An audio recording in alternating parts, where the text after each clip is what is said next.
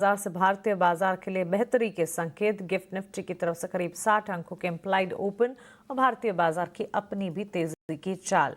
नतीजों के सीजन के साथ साथ चल रहे हैं हम और ढेर सारे न्यूज फ्लोज, ट्रिगर्स, एक्सचेंजेस पर काफी सारी खबरें और नतीजों का एक्शन लगातार हमारे पास है, जो कि एक एक कर हम आप तक पहुंचाते हैं।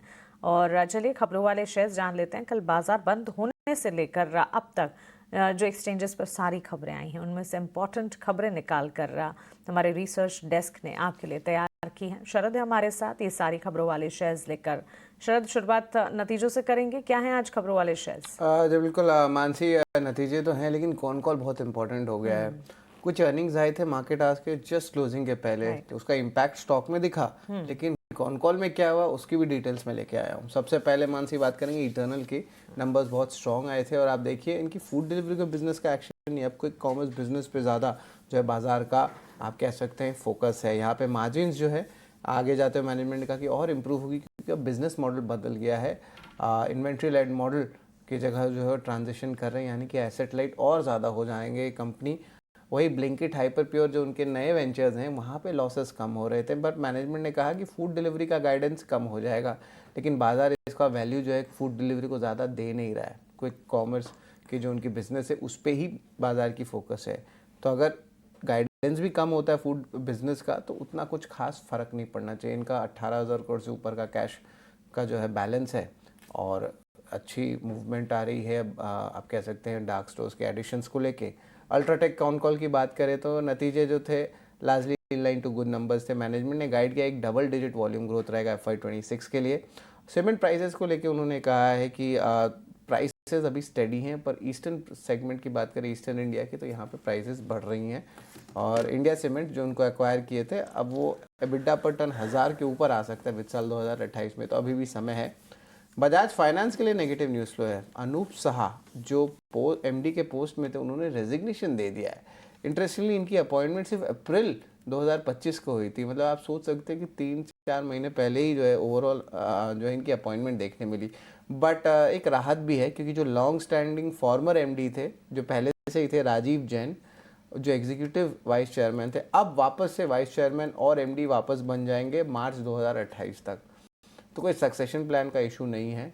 जो एग्जिस्टिंग बजाज फाइनेंस के MD थे जो पहले थे राजीव जैन, वो वापस आ रहे हैं, तो ये एक जो है आप कह सकते हैं कि उतना बड़ा कंसर्न नहीं है। बट अब अनूप जी जा कहाँ रहे हैं उस पर भी जो है ऑफकोर्स थोड़े सवाल उठेंगे कि बातचीत भी चल रही है कि शायद वो इंडसइंड बैंक के CEO MD बन सकते हैं या जियो फाइनेंस में भी जा सकते हैं, बट ये बस चर्चा है, रूमर्स है, अभी तक कुछ पुख्ता हुआ नहीं है। कैपिटल मार्केट स्टॉक्स पे कल हमने देखी एक अच्छी मोमेंटम आई थी towards the end of the trading session, और ये जो है न्यूज़ फ्लो आज एक बहुत पॉजिटिव न्यूज़ फ्लो आई है, जैसे कि exchanges, depositories, broking houses, stocks सब में तेज़ी आ सकती है। सेबी ने अनाउंस किया है कि जेन स्ट्रीट अभी नो लॉन्गर जो है बाहर रहेंगे ऑर्डर्स या ट्रेडिंग करने में भारत के इंडियन सिक्योरिटीज़ मार्केट में।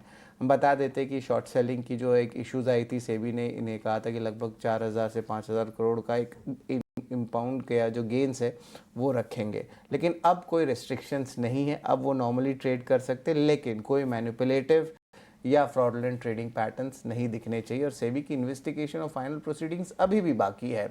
बट ऑफ कोर्स एक साई ऑफ रिलीफ रहेगा कैपिटल मार्केट स्टॉक्स को लेके, जहाँ पे एक अच्छी करेक्शन आई थी जब ये न्यूज़ फ्लो आया था। हैवेल्स की बात करें तो समर जो है था एकदम सबड्यूड था, उसके कारण इनके most of the product lines में जो है इम्पैक्ट आया, नतीजे कमज़ोर आए। हालांकि केबल वायर सेगमेंट अच्छा किया, 20 से 21% ईयर ऑन ईयर बेसिस पे वॉल्यूम ग्रोथ भी देखने मिला और एक मार्जिन एक्सपेंशन हुआ।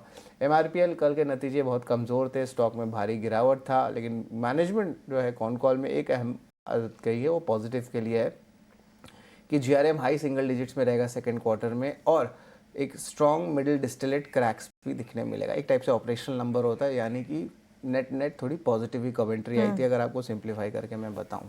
PNB housing finance inline set of numbers आए हैं, एसेट क्वालिटी इंप्रूव हुआ और हमने ये ट्रेंड पकड़ लिया था कि हाउसिंग फाइनेंस कंपनीज में एक अच्छी तेज़ी दिखने मिल रही है।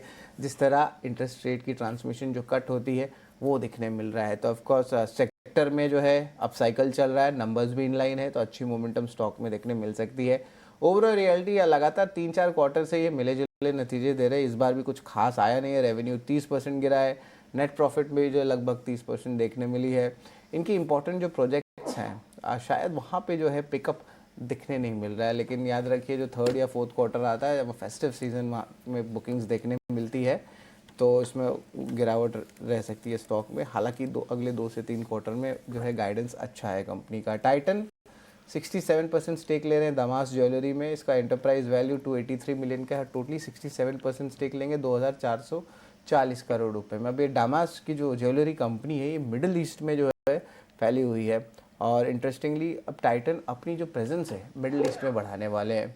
ऑफकोर्स हमने देखा कि कल्याण ज्वेलर्स और बहुत सारे जो कंपनीज़ हैं उनका भी प्रेजेंस मिडिल ईस्ट में, तो अब धीरे धीरे करके टाइटन उस साइड जा रही है। तो ये कंपटीशन इंटरनेशनली हीट अप हो रहा है, ये बहुत इंटरेस्टिंग रहेगा। और आखिर में सीआई ऑटोमोटिव के मिले जुले नतीजे आए हैं और अभी भी अगर एक्सपोर्ट्स की बात करें तो क्लैरिटी नहीं आई है टैरिफ को लेकर। तो ऑटो एंसिलरी इंडियन कंपनीज भी जो हैं वेट कर रहे हैं, जिस तरह यूरोपियन ओईएम्स जो है अपनी अनाउंस करेंगे ऑर्डर फ्लोज। सारे ऑर्डर फ्लोज अभी रुके हुए हैं। तो ये अहम स्टॉक्स है मानसी जिस पे हमारी नज़र होगी। ये टॉप 10 स्टॉक्स है, ये जो आप कह सकते हैं कि यहाँ पे मूवमेंट ज़रूर दिखेगा। ओके शरद, शुक्रिया ये खबरों वाले शेयर्स की लिस्ट भी हमें बताने के लिए। ढेर सारी खबरें हैं जो कि आज फोकस रेडार पर रहेगी। नतीजों की भी लंबी लिस्ट है और जो नंबर्स आए हैं उसके साथ साथ जो कॉन कॉल है मैनेजमेंट की तरफ से, जो कमेंट्रीज आ रही हैं, ये सारी काफ़ी इंपॉर्टेंट हो जाती है। टर्नल का स्टॉक तो कल हमने देखा ही था। ड्यूरिंग क्लोजिंग आज नतीजे आए, नतीजों से पहले भी स्टॉक में करीब 3-3.5% का इजाफा हुआ था और जैसे नंबर्स आए उसके ठीक बाद स्टॉक में एक अपसर्ज जो शुरू हुआ, करीब 7% तक की तेज़ी दिखाने के बाद ऑलमोस्ट 6% के गेंस के साथ ये स्टॉक जो है सेटल होता हुआ नजर आया। जब नंबर्स आए हम लगातार आपको बता रहे थे कि on the face of it नतीजे जो हैं वो ठीक ठाक दिख रहे हैं, लेकिन कुछ ऐसी चीज़ हो सकती है जिसके चलते स्टॉक में इतना बड़ा रिएक्शन आ रहा है। और इनफैक्ट जब डीप डाइव एनालिसिस हम करते हैं उसी के बाद ये समझ आता है कि आखिरकार ऐसा क्या कुछ है किसी स्टॉक में जो नतीजों के ठीक बाद इतना बड़ा अपसर्ज देखने को मिलता है। और इसी कड़ी में लगातार बैंक्स फाइनेंशियल्स हैं, रिलायंस जैसे स्टॉक्स हैं और अब इटर्नल जैसे स्टॉक्स भी, जहां पर नतीजों के ठीक बाद हम कोशिश करते हैं कि आपको बता पाएँ कि आखिरकार क्या कुछ चीज़ें हैं जिसके चलते इम्पैक्ट है। पर्टिकुलरली अगर इटर्नल की ही बात करें, जून तिमाही में इटर्नल के नेट ऑर्डर वैल्यूज़ में 127% की ज़ोरदार बढ़त देखने को मिली थी और यही वो पॉइंट था, पैरामीटर था जिसके चलते सबसे ज़्यादा स्ट्रेंथ कल हमने देखी और नतीजों में भी सबसे ज़्यादा स्ट्रेंथ जो है कंपनी को हाथ लगी। लेकिन चलिए अब आगे बढ़ते हैं, बात करते हैं आईटी स्पेस की और आईटी मेजर इन्फोसिस की।